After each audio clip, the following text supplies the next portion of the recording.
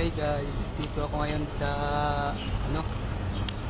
sa may tambayan na naman. Umaga na naman guys, pasok naman kami. Enjoy na lang guys kasi sa na lang kami 3 weeks nalalabit sa pasok namin dito kasi magsasarado na yung kampanya na to. Ito gala-gala muna tayo guys kasi namimiss natin yung lugar na to.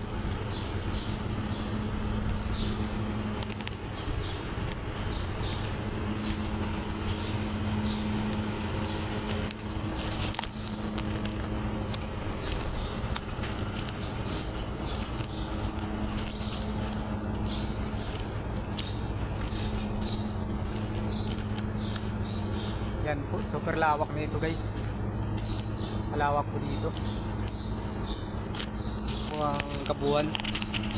Yan po naman yung super laki na barko. Yung ng langis. Nagsusupply sa mga warship guys. Yan, super laki yan.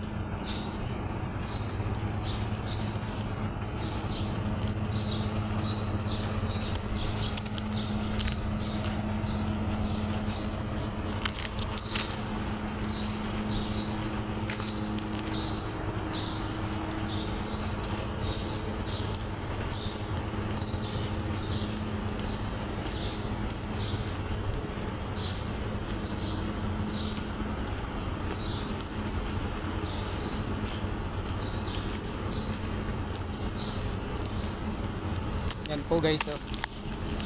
Yan yung barko na nagsusupply ng ng langis. Super laki yan guys.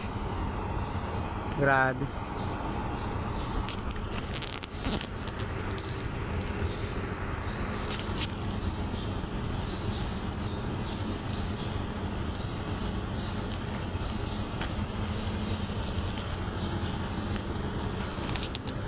Sa ngayon po is yun lang ang update natin. Mayroong warship guys pero nasa likod. Hindi ko makuhang mabidyohan kasi malayo, nasa likod.